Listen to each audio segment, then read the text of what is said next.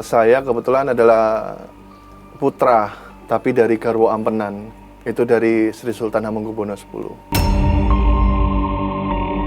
Ini profesi saya ini orang medis nih, gitu. Ini nggak sesuai dengan saya gitu. Tapi semakin itu saya coba hilangkan, itu semakin kuat masuk di diri saya.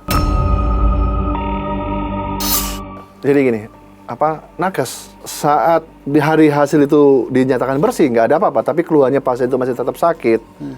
Ya, paling yang bisa kita kasih adalah pereda nyeri. Medis ini bisa jadi awalnya itu karena non medis. Contohnya ada sesuatu yang dikirim. Dan itu nyumbat di pembuluh darah seperti tadi saya bilang, atau menyumbat di mana. Akhirnya oksigen sama darah nggak bisa lancar. Nah, itu nanti akan jadi penyakit-penyakit medis yang lain.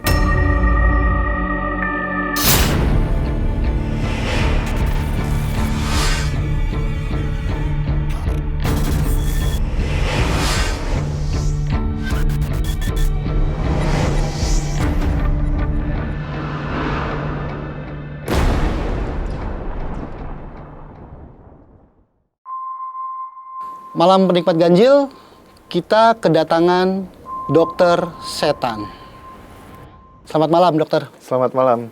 Ini kenapa bisa dipanggil Dokter Setan? Bisa dipanggil Dokter Setan, dokter karena profesi saya. Jadi saya memang profesi sebagai dokter.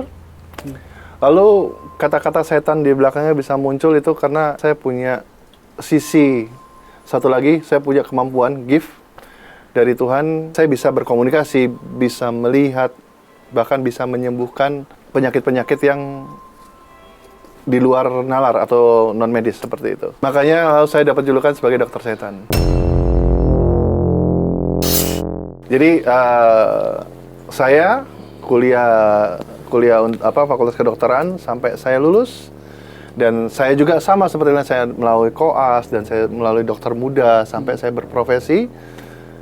Lalu sisi saya yang satu lagi itu, jadi karena ini memang gift ya, dari saya bisa berkomunikasi itu saya sudah punya teman yang orang lain nggak melihat. Jadi kalau bahasa sekarang seperti indigo, anak-anak indigo. Dari situ, tapi kan karena dari darah saya, dari keturunan. Jadi semua itu terasah sampai akhirnya saya bisa melihat ada orang ini sakit tapi karena ada sesuatu di badannya. Contohnya kayak saya melihat orang ini sakit, misalnya keluhannya dia perutnya besar. Ya. Perutnya besar itu banyak hal ya, bisa dari pankreas, bisa dari liver, kebanyakan dari liver. Kalau sampai perutnya besar dan mengeras seperti itu. Kalau di medis ya pastinya itu setelah diagnosa keluar hasil ya pasti penyakitnya ini, karena dilihat kan yang membengkak apa nih, kalau liver ya berarti orang itu kena liver. Tapi di satu sisi saya bisa melihat tuh, jadi ada penyumbatan di pembuluh darahnya. Ada sesuatu yang tak kasat mata menyumbat di pembuluh darahnya atau di mana, itu yang akhirnya bikin darah dan oksigennya nggak bisa lancar dan larinya ke penyakit medis. Penikmat ganjil penasaran, ingin mengenal sosok Dokter Rian sejatinya. Mungkin bisa diceritakan masa lalu Dokter Rian dan masa kecil Dokter Rian, dan Mas Rian katanya pernah hidup dekat dengan kekeratonan. Jadi seperti ini, penikmat ganjil. Saya lahir besar di Pulau Jawa. Ya, saya kebetulan adalah putra, tapi dari Garwo Ampenan. Itu dari Sri Sultan Hamengkubuwono X. Garwo Ampenan ini adalah selir atau istri kedua. Jadi saya memang sudah hidup dan terbiasa dengan adat budaya Jawa, keraton khususnya. Gimana sih rasanya orang yang hidup di dalam kekeratonan tuh kayak apa aja sih? Jadi kebetulan saya di umur 11 tahun itu keluar dari keraton. Jadi karena ada sedikit gejolak waktu itu, saya keluar ada dengan salah satu abdi. Nah, di situ perjalanan saya baru dimulai. Ada satu gejolak yang mungkin saya nggak bisa buka di publik ya, seperti itu. Saya baru kembali lagi itu setelah saya dewasa. Jadi kalau di dalam ya kembali lagi tentang budaya, kalau kehidupan di sana. Jadi kita semua itu kuat mulai dari budayanya, mulai dari tata krama, bahkan kami orang Jawa itu dari cara berjalan pun itu diatur semuanya, apalagi di dalam keraton. Kurang lebih sebenarnya sama aja ya, cuman ada aturan. Jadi yang lebih muda memang harus jauh lebih menghormati yang lebih tua, seperti itu. Jadi mulai dari apa-apa kami itu, contohnya yang paling kecil ya, kalau biasanya kan kita nunjuk jalan tuh seperti ini ya. Jadi kami di sana tidak boleh seperti ini, harus dengan jempol ini, seperti ini. Itu nilai kesopanan ya? Betul, budaya kesopanannya itu memang kalau untuk di Jawa, khususnya di Yogyakarta itu kental sekali. Dan alasan saat itu memilih studi kedokteran itu gimana tuh cerita itu? Bukan passion ya, tapi saat itu ada dorongan dari keluarga, khususnya dari ibu saya sendiri, ibu saya. Jadi pengen saya itu masuk di kedokteran, seperti itu. Ya, akhirnya saya jalanin. Sampai akhirnya di sekitar semester 6 masuk ke semester 7 itu semakin hebat sisi dari spiritual yang ada di diri saya itu semakin keluar. Sempat saya mau menolak itu semua. Saya pengen hilangin itu semua. Ya karena pada saat itu kan itu tahun 2004 kalau nggak salah, 2003 2004. Zaman waktu itu kan udah zaman milenial ya. Hal-hal spiritual seperti ini itu dianggap orang itu sudah tanda kutip. Iya, seperti itu. Tapi semakin saya coba untuk hilangkan, apalagi saya lihat ini profesi saya ini orang medis nih, gitu. Ini nggak sesuai dengan saya gitu. Tapi semakin itu saya coba hilangkan, itu semakin kuat masuk di diri saya. Efeknya sampai saya sakit, ada gejolak batin berarti ya? Iya, betul, seperti itu. Tapi karena ini keinginan orang tua, tetap melanjutkan kedokteran? Tetap melanjutkan sampai selesai. Karena prinsipnya begini, kebetulan saya, jadi kalau tarik dari jauh lagi, leluhur saya itu pertama kali itu adalah kan yang kita kenal dengan Panembahan Senopati. Panembahan Senopati, lalu kan keturunannya kan yaitu tumbuhnya Mataram, Islam, seperti itu. Dan sampai sekarang ini, ya itu ada di Yogyakarta. Semua itu ada satu perjanjian dengan, kalau kita sebut, kalau saya memanggilnya Ibu Ratu, ya, jadi mungkin kalau orang umum taunya ada Nyai Roro Kidul, ada Nyai Blorong. Ya, jadi ada di atasnya ini ada satu lagi yang saya panggil Ibu, itu adalah Ibu Ratu. Jadi memang salah satu dari kami keturunannya itu akan menikah secara batin itu dengan salah satu dari beliau. Dan kebetulan memang pas jatuhnya saya, yang mendampingi saya itu adalah Ibu Ratu sendiri. Atau kalau orang Jawa menyebutnya adalah Ibu Bumi. Seperti itu. Jadi itu semakin kuat ya sudah. Saya nggak bisa menolak takdir ini. Ya prinsip saya cuman saya bisa bermanfaat untuk masyarakat banyak. Memang orang yang membutuhkan saya bisa bantu.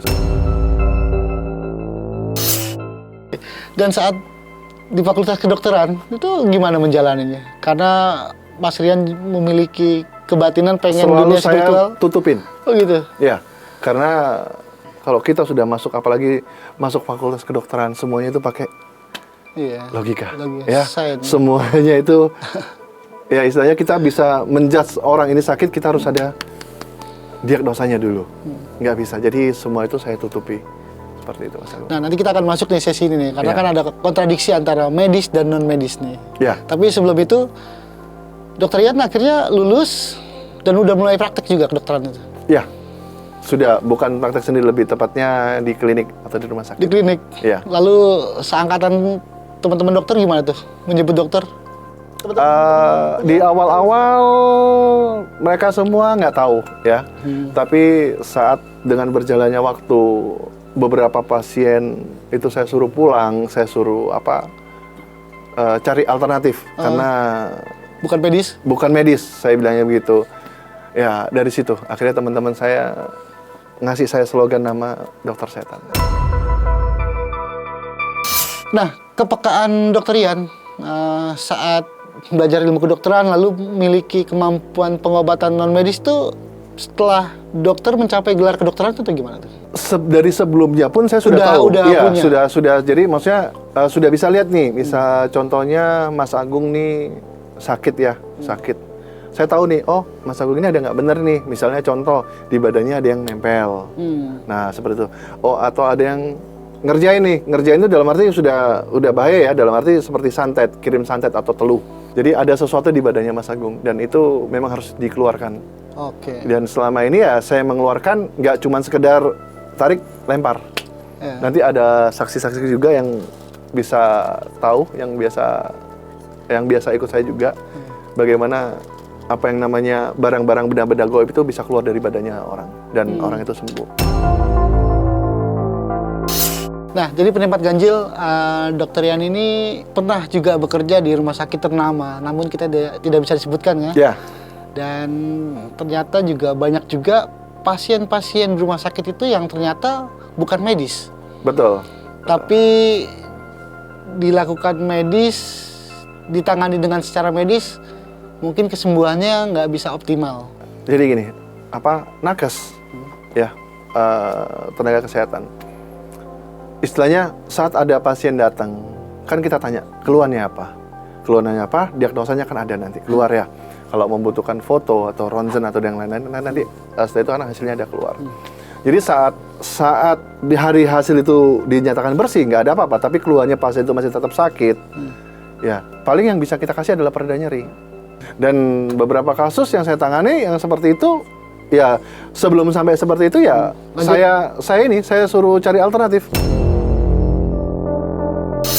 Dan dari situ ya mungkin ada kontra ya di situ ya, ada kontra. Jadi ya istilahnya kan badan ini kan juga banyak orang yang harus dihidupin. Yeah. Sedangkan saya kan nyuruh pulang. Untuk cari alternatif yang lain. Itu nggak dipecat sama pengelola rumah sakit, Dok. Dr. Rian kini lebih berat ke dunia kedokteran atau ke spiritualis? Saya lebih tepatnya saya menggabungkan keduanya itu, Mas Agung. Jadi saat memang ada pasien yang datang ke saya, ya, maksudnya untuk di tempat saya pribadi datang dengan keluhan ini, dan begitu saya lihat dan itu penyakitnya pure medis, pasti saya arahkan untuk ke rumah sakit, seperti itu, atau ke dokter untuk ditangani medis atau saya kasih resep. Jadi kalau memang datang dan saya lihat memang itu ada unsur non medisnya, ya akan saya bilang ada itu unsur non medis dan akan saya tangani. Karena begini, medis ini bisa jadi awalnya itu karena non medis. Contohnya ada sesuatu yang dikirim dan itu nyumbat di pembuluh darah seperti tadi saya bilang, atau menyumbat di mana. Akhirnya oksigen sama darah nggak bisa lancar. Nah itu nanti akan jadi penyakit medis yang lain. Dan ini juga beberapa banyak sih kasus yang dialami oleh selebritis yang tiba-tiba meninggal padahal dia punya berasa gitu kalau dirinya disantet, tapi banyak yang meninggal tuh. Gini, saya nggak lebih ke spesifik ke public figure ya. Orang sekarang itu banyak yang kalau saya bilang itu beraninya di belakang, tapi nggak berani bertatap muka. Jadi kembali ke zaman yang dulu kalau saya lihat.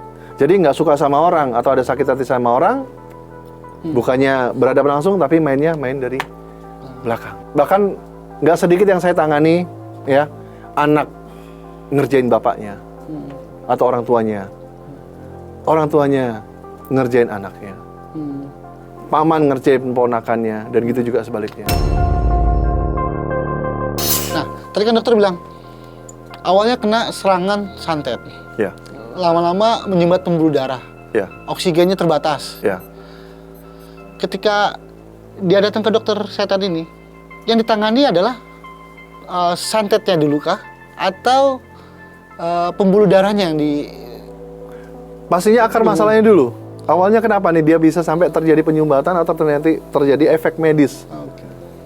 Karena kan santetnya itu tadi atau teluhnya, itu dulu yang kita tangani, itu dulu yang kita keluarkan. Okay. Baru itu setelah itu kita ajarkan ke medis. Ya, kita tangani untuk medisnya. Oke. Untuk perawatannya. Dan ini yang sebenarnya nggak berkontradiksi ya. Sebenarnya kita bisa antara dunia medis dan non medis itu bisa sejalan sebenarnya. Sebetulnya bisa sejalan. Cuman kan itu tadi seperti saya bilang, medis ini kan semuanya kan medis ini tidak bisa dikira-kira, nggak bisa ditebak-tebak. Semua itu harus berdasarkan diagnosa.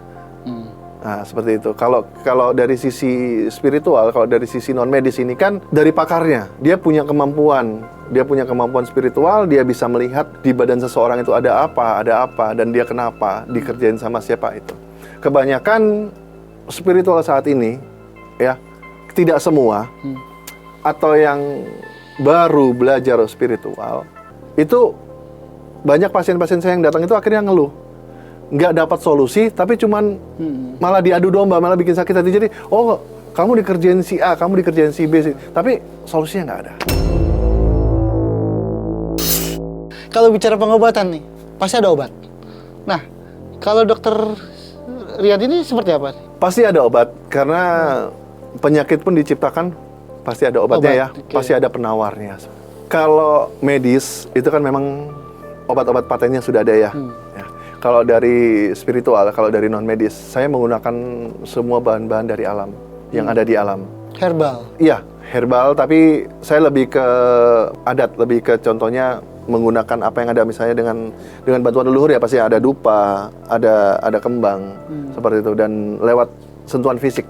Dan itu banyak sudah yang saksikan, Mas Agung. Jadi contoh, yang namanya paku bisa keluar dari kepala. Terus namanya lintah itu keluar, lintah yang besar-besar sejempol-jempol gini dari perut.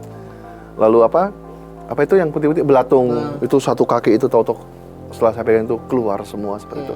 Jadi ya banyak hal-hal yang memang nggak bisa kita cerna dengan akal sehat ya, kalau untuk tentang penyakit non medis ini. Banyak juga yang paling ingin penasaran. Dokter Rian ini udah kuliah mahal-mahal, lalu dokter udah lulus dan udah bisa ikut bekerja di rumah sakit dengan karir yang sebenarnya cukup. Banyak orang yang pengen gitu dengan karirnya dokter. Tiba-tiba dokter malah pengen menjadi spiritualis yang mengobati pasien dengan non medis. Ini kan tuh mempengaruhi citra atau nama baik dokter tuh gimana tuh? Pandangan dokter. Pro dan kontra itu pasti ada, ya. Tapi dokter juga pasti dialami dong. Pasti, saya pun mengalami hal itu. Jadi bahkan sampai malu untuk berteman dengan saya pun ada. Tapi ya sudah, itu semua adalah saya anggap sebagai proses perjalanan hidup saya.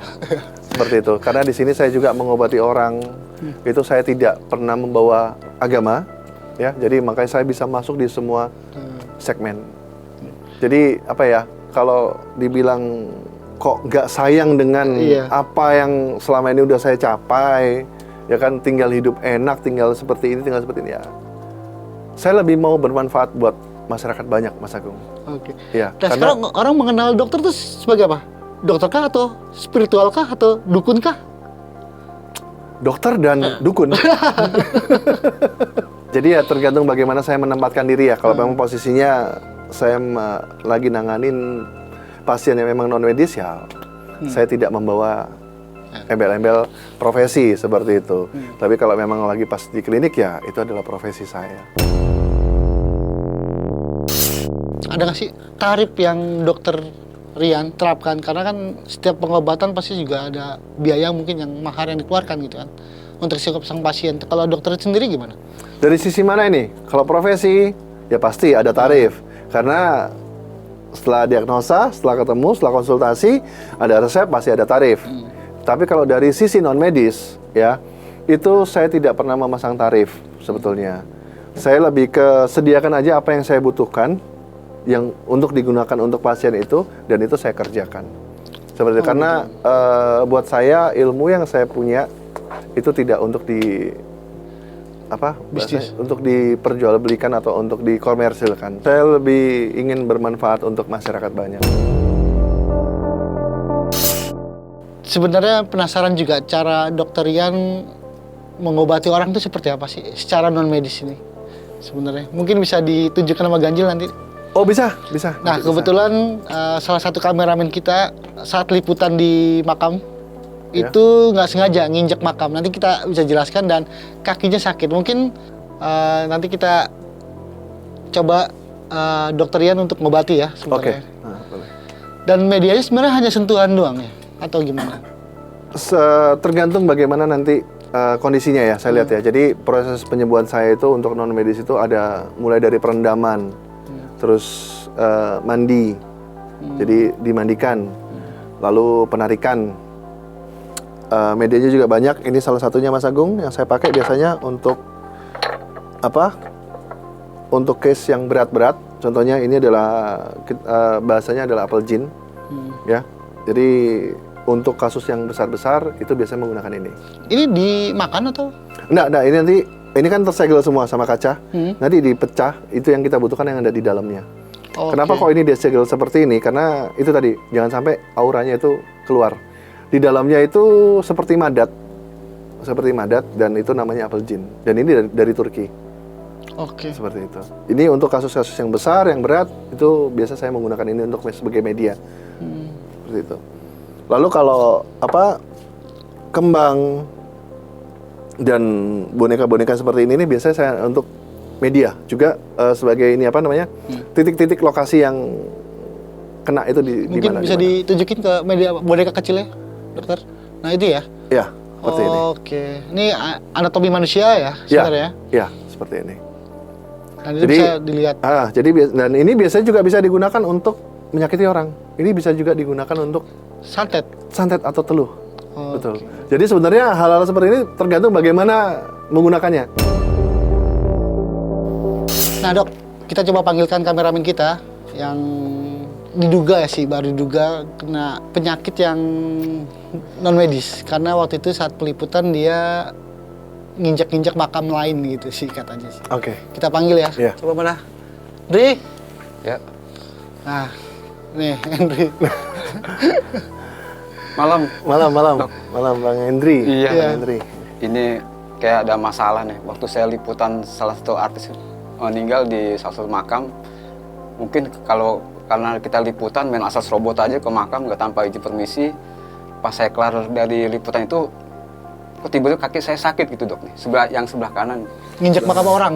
Kayaknya sih tanpa permisi gimana ya? Saya cepet ke dokter kan di ronsen tuh. Katanya nggak ada masalah, tapi ketika itu masih terasa sakit terus dok. Apalagi kalau pas mau tidur tuh bangun gitu ya? Bangun berasa lebih parah lagi dok. Oke, coba saya lihat dulu bentar. Bisa tidur? Ya. Aduh. Namanya siapa? Hendri dok. Gini dok ya? Ya. Pelan-pelan dok ya? Ada.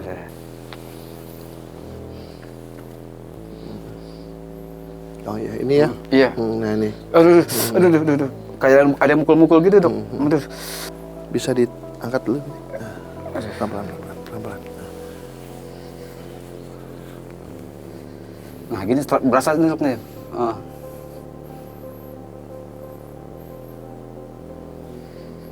Aduh. Oke. Ini saraf atau non medis nih? Bahasanya itu dia dipukul karena nggak sopan. Jadi ada yang nemper. Seperti itu karena nginjak salah satu. Sebenarnya gini, di makam itu bukan masalah nginjak tanah kuburannya, tapi ada satu di situ yang ditaruh sama keluarganya. Jadi almarhum itu dulunya orang yang punya ilmu seperti itu, dan itu diinjak sama Bang Hendri ini. Oke, saya coba netralisir dulu. Iya. Sakitnya kayak dipukul-pukul gitu dok. Tenang dulu Bang. Coba tarik nafas dari hidung, buang lewat mulut. Sekali lagi, relax. Ada satu orang bisa bantu saya di sini, Pak. Mungkin, ya itu, Pak Ahmad. Nah, coba ditahan sini dulu, relax. Tarik nafas dari hidung lagi, buang lewat mulut.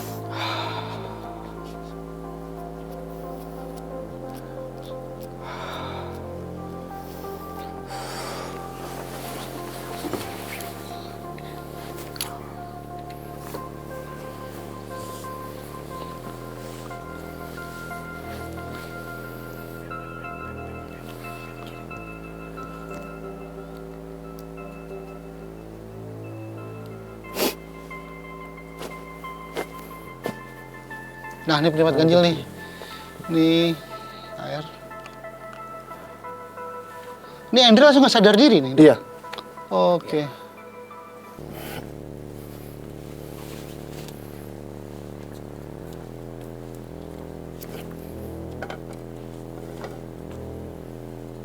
Pada prinsipnya sebenarnya jin itu tidak akan sampai mengganggu kita kalau kita nggak mengganggu duluan. Karena ini kan tanpa sengaja sebenarnya ya. Jadi Bang Abang ini nginjek barang sesuatu yang memang dikasih sama keluarganya harus ditaruh situ. Cuman memang nggak sengaja keinjek sama Bang Hendri ini. Di makam itu? Di makam itu seperti itu.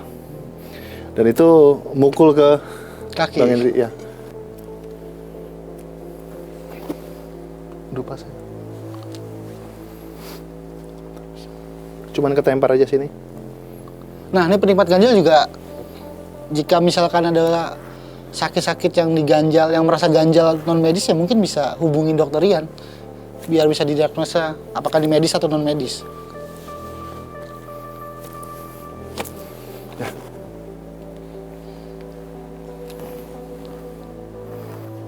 Lah ini nggak sadar ya dok ya? Henry nggak sadar? Enggak, nanti ini kita bangunin ya. Sini. Jadi memang ini perpaduan antara hipnoterapi juga, hipnosis juga. Oh gitu, Iya. oke. Enggak apa-apa. Kalau nggak gitu takutnya teriak-teriak nanti. Oh karena sakit ya? Iya, karena sakit. Oke. Jadi sebenarnya pengobatan medis juga sebenarnya nggak usah pakai obat bius ya, dok sebenarnya ya? Bisa ya? Tidak semua, tapi sebetulnya bisa. Bisa ya? Bisa. Oh iya, udah minum. Bangun, Bang. Coba sebentar. Gimana Andre? Sebentar, belum sebentar.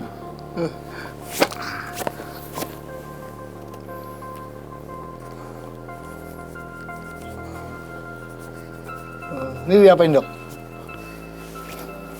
Ini pemagaran sih. Pemagar. Dia kan kerja di lapangan ya. Ah. Jadi sering kemana-mana. Coba Bang digerakin kakinya, udah mendingan? Lalu, saya kayak tidur tadi dok ya? Ah, rasanya gimana Andre? Coba tidur. dibangun. Tadi terbius. Lalu enak, kayak enteng nih. Ngapain dok? Oke. Lah, ngapain dok? Dok? Ya, Jadi enggak cuma diapain? dilus-lus doang gini. Tadi gimana Andre? Rasanya Andre? Alhamdulillah sih dok. Tuh. Ya, ini salah satu bukti ya. Cuman memang ini tidak berat. Jadi hanya ketemper aja. Ah. Ada banyak kasus yang memang berat sampai memang sudah masuk. Jadi memang sengaja teluh atau santet. Itu istilahnya kalau di kedokteran bedah minor. Oke. Memang betul-betul saya bedah dan itu harus dikeluarin. Oh. Seperti itu. Coba Andre, tadi lu mungkin berbagi. Tadi lu sakit kan nyelidit, kayak urat sarafnya itu sakit gitu kan? Waduh, kayak dipukul kayak balok gitu, kayak berasa. Apalagi kalau habis bangun tidur. Waduh. Sakit ngilu gitu. Sakit. Kalau mau liputan ke megang kamera udah harus fokus kan. Dan sempat juga di fisioterapi kan sebenarnya kan nggak sembuh ya? Udah di ronsen, Di ronsen. tapi Fisioterapi. kata dokter nggak ada mas, nggak ada apa-apa, normal-normal. Nggak ada retak-retakan tulang gitu? Nggak ada, normal semua. Itu selama seminggu ya? Seminggu berasa gak enak banget dok. Dan ini dokter Ian pengobatan nggak sampai 10 menit nih ya? Sesimpel itu dok? Sesimpel itu. Jadi tergantung case-nya sebetulnya ya. Jadi kalau kebetulan kasusnya Bang Henry tadi, dia hanya ketemper aja. Jadi saya hanya melakukan proses pembersihan. Lalu pembersihan apa yang nempel di kakinya Bang Henry. Setelah itu ya udah normal lagi. Ini adalah satu contoh yang kalau seandainya Bang Henry ini tetap maksa ke dokter, tetap ke rumah sakit, minta di ronsen nggak ada apa-apa, ya udah paling dirawat, dikasih obat nyeri. Sementara Seperti itu ya. Iya, seperti itu aja. Pereda nyeri, begitu efek obatnya habis ya udah nyeri lagi. Sempet emang dikasih buat ini, tapi kayak gitu lagi bener dok. Seperti itu. Bener. Nah ini penikmat ganjil, ini tim kameramen tim ganjil yang juga suka meliput tempat-tempat angker nih. Iya. Dokter, jadi ke makam-makam, jadi ya nggak heran jika rentan ya sebenarnya bahaya resiko dia dapat gangguan-gangguan dengan dunia-dunia gaib sebenarnya. Tadi udah dipagarin juga ya Sudah. sebenarnya. Aman ya, Dok, ya? Sekaligus saya lakukan pemagaran supaya nanti ke depannya next bisa jadi lebih bagus, lebih kuat lagi lah, nggak gampang sampai keserang. Ini nggak mungkin Atau kambuh kedepan. lagi nih dok ya? Insya Allah nggak. Enteng, enteng udah Nggak kayak. ngilu lagi? Hah? Nggak ngilu-ngilu lagi? Enggak, berasa enteng aja gitu, kayak normal biasa aja. Nggak pincang ya? Tadi tidur tadi dok. Diapain dok? Itu kayak dibius tadi. Oh, Tapi katanya kalau nggak di hipno, Pasti lo teriak-teriak. sakit. Oh, Tadi gitu. saya pegang aja udah teriak kan, baru pegang tadi pertama Iya, udah sakit. jadi makanya tadi sebenarnya kita nggak butuh obat bius sebenarnya. Pakai hipno itu ya gitu dok ya. tergantung case-nya. Tergantung Jadi case-nya. beberapa ada kalau sampai misal ya selama ini sih memang saya bedah minor pun tidak pernah menggunakan obat bius, langsung.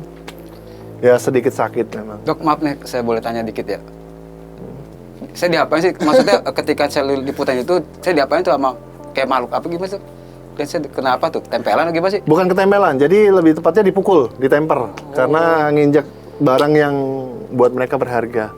Seperti itu aja, jadi secara nggak sengaja. Jadi dia istilahnya kalau kita nggak sengaja nabrak orang, mungkin ya kita ditabok, ditegur seperti itu. Oh gitu. Hanya seperti itu aja. Oh. Ya. Aman ya dok ya? Tapi sudah aman. Nggak bakal kumat lagi nih ya? Aman. Oke, siap. Ya. Oke, Dri, Thank you. makasih banyak ya. Makasih. Thank you. Sama-sama. Nah, Mari, silakan. Dan dokter juga pengen ngundang asisten dokter yang selama ini ikut sama dokter ya. Ya. Dan dia ingin berbagi kisah pengalaman apa yang dokter sampaikan, Ya, yang mungkin pernah dokter biar obati gitu. nggak dari saya, jadi kebetulan Pak Rohmat ini, beliau ini yang selalu membantu saya kemana-mana, sampai kemana-mana, nggak cuma di Jakarta, nggak cuma di Jawa. Dan mungkin beliau ini bisa ngasih apa ya, nggak cuma dari saya, bisa ngasih satu kesaksian gimana perjalanan saya sama beliau ngikut saya dan bagaimana saya membantu orang. Oke, kita panggil aja ya nanti. Boleh, Ya. ya. Oke. Malam Pak Rohmat. Selamat malam. Iya. Duduk. Boleh duduk ya? Monggo duduk. Nah, Pak Rohmat, udah berapa tahun nih ikut dokter setan? Hampir 5 tahun. 5 tahunan. 5 tahun. Beliau, kemana beliau pergi, saya selalu mendampingi. Kemana aja tuh? Kemana aja, termasuk keluar Jawa, Keluar Jawa. keluar negeri yang belum. Oh gitu. Ya, Dan pengobatannya itu macam-macam. macam-macam. Jadi tergantung pasiennya atau penderitanya. Hmm. Ada yang medis, ada yang kebanyakan sih yang non medis. Yang paling menarik apa dari pengalaman Pak Rohmat? Yang paling menarik itu selalu berbeda-beda. Dari orang yang tidak bisa tidur, tidurnya cuma duduk, ya. Kemudian pas begitu diobati atau ditangani pelaksanaannya, nah dia itu terkena ain atau santet. Nah, setelah diambil barangnya, bendanya yang ada di dalamnya, itu berupa emas. Jarum emas. Jarum berupa emas. Itu sangat menarik. Tadinya dia pakai alatnya dia harus beli. Ternyata dari dijualnya itu, jadi dia gratis, malah dia dapat untung. Karena barangnya yang dikirim secara goib itu berupa emas. Berupa paku emas. Mungkin jadi Pak gini, dokter Rian bisa waktu menjelaskan nggak? itu di Cengkareng ya, salah satunya itu di Cengkareng. Jadi saya ditelepon, diminta tolong karena posisinya itu nggak bisa ngapa-ngapain, hanya begini. Tidur. Jadi berhari-hari, udah hampir 2 minggu pun tidur hanya begini aja di meja. Jadi nggak bisa berdiri, nggak bisa Terlentang. Ini hanya begini terus, Tengkurap pun badannya nggak udah begini bisa. sudah. Itu guna-guna ya? Ya, Guna-guna. gini. Jadi posisinya itu di pinggang bagian belakang itu ada 2 susuk ya. Tapi lumayan panjang, kurang lebih segini, kurang lebih sekitar 5 cm. Itu begitu saya ambil udah langsung lega. Gitu. Dan itu kebetulan 2 rumah dari rumahnya pasien ini itu adalah toko emas. Jadi sama anaknya langsung dibawa ke situ. Dijual, dapat duit. Balik lagi, Pak, tadi biaya berapa, segini. Oh ya udah Pak, malah lebih untung nih, ada untungnya. Itu contoh yang lucu sih sebenarnya ya. Mungkin Pak bisa diceritakan yang kita nanganin yang Pak D itu, yang disantet sama pasiennya sendiri. Jadi saya ada nangani satu pasien itu, kebetulan dia profesinya itu ada tukang urut. Oke. Profesinya tukang urut, dan mungkin Pak Rohmat bisa cerita yang sampai keluar bagaimana itu Pak. Gimana Pak? Jadi kedapatan waktu menangani pasien yang profesi sebagai tukang urut. Tukang urut ini sampai tidak bisa berjalan. Datang ke rumah tidak bisa berjalan, terus ditanganilah, dibantu. Nah, sesudah dibantu, itu keluar belatung dari kakinya. Saya sampai foto, saya videoin itu belatung, tapi tidak nampak belatung itu. Tapi secara real ada barangnya. Jadi Dibikin video, dibikin film atau dipoto, nggak ada kelihatan barang itu. Tapi kita semua melihat di situ. Kita memang ngelihat ada secara keluar, mata, kasat jatuh. mata telanjang bisa dilihat. Oh, belatungnya kalau lihat mata kelihatan. Kelihatan, Iya. tapi Tapi begitu kalau di direkam video. di kamera nggak kelihatan. Nggak kelihatan. Begitu juga penyakit yang ada di dalam pasien biasanya ya, hanya mata-mata yang betul-betul mata yang lebih tajam, yang sangat tajam, itu bisa dia kelihatan. Tapi kalau secara inframerah, secara kamera, itu secara lab ya, Nggak itu kelihatan. nggak nampak. Barang itu di badannya. tidak nampak itu. Oke. Kebanyakan begitu. Seperti Satu itu. lagi yang berat itu Pak Ma, itu yang keluar paku Oh. 10 cm Dari kepala. kepala. Itu di daerah mana tuh? Di Tangerang Selatan itu. Itu gimana sih? Daerah ceritanya? Bintaro. Ceritanya dia sakit bertahun-tahun. Udah nggak bisa apa-apa itu. Udah 3 kali operasi di rumah sakit. Itu tidak ada kesembuhan. Bertemulah dengan Pak Dokter Gian ini. Ditangani secara non medis. Memang dasarnya adalah dari non medis. Nah, adalah Bapak yang dekat di daerah Bintaro. Itu ada seorang pasien pas ditangani keluar paku 10 cm. Terus dari perutnya keluar lintah. Lintahnya hidup. Masih hidup. Itu tanpa operasi ya? Tanpa operasi. Nah, Langsung biasanya ditarik kalau gitu ya? dilaksanakan oleh Dokter Gian ini untuk ngambil paku itu dilaksanakan bedah minor tanpa alat. Jadi kalau kayak di perang di Timur Tengah seperti kayak di Palestina yang di embargo, itu dokter-dokter sana mungkin melaksanakan emergensinya pakai bedah minor Ya. tanpa alat. Jadi betul-betul lobang, betul-betul Lubang, sobek. betul-betul Keluarin. kekuatan ilmu. Banyak juga belajar dong, para Pak. Banyak juga Sekian. belajar. Banyak belajar dari beliau. Ya banyak juga kita jadi banyak pengalaman, banyak menolong orang dalam hal ini. Tadinya orang stroke, nggak bisa jalan, sampai orang yang tertawa, bisa berlari lagi, kita bercandain, semua jadi seru. Iya. Ilmu itu kalau memang sudah nempel ya kayak gitu. Oke. Dari ilmu kedokteran ke ilmu dari sebelah atau ilmu laduni ya bahasa Islamnya yang dia datang sendiri. Ya ini beliau yang punya. Gitu. Oke. Oke, Pak Rahman, terima kasih juga Ya. atas kesaksiannya, mungkin pengalaman dari ikut bersama dokter setan ini. Ya. Dan untuk akhir dari kehangatan obrolan kita nih, dokter nih, ada nggak sih satu konklusi yang mungkin dokter pengen sampaikan untuk menutup acara ini? Buat pemirsa ganjil, kalau gini ya, jadi tidak semua penyakit medis itu non medis. Begitu juga sebaliknya, tidak semua non medis itu medis. Jadi kalau memang merasa punya satu gejala atau penyakit yang memang sudah berobat kemana-mana ke dokter, kemana-mana ke rumah sakit, nggak sembuh, nggak kunjung sembuh, coba tanyakan sama orang yang ahli, betul-betul yang ngerti ya, betul-betul harus yang ngerti. Jadi pemirsa pun bakal dapat solusi seperti itu. Jadi nggak cuman sekedar hanya tahu dikerjain sama si A, si B, si C. Yang penting kan sebenarnya solusinya. Bisa sehat nggak? Pada prinsipnya kan pengen sembuh, pengen sehat seperti itu.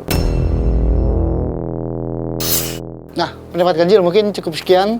Kita berbincang-bincang bersama dokter setan, dan hal yang menarik yang bisa kita petik adalah bahwa medis dan non medis ternyata bisa sejalan. Mungkin cukup sekian, dan terima kasih dokter Ya, Pak Rahmat terima kasih. Ya. atas kedatangan di studio ini. Terima kasih, sampai jumpa.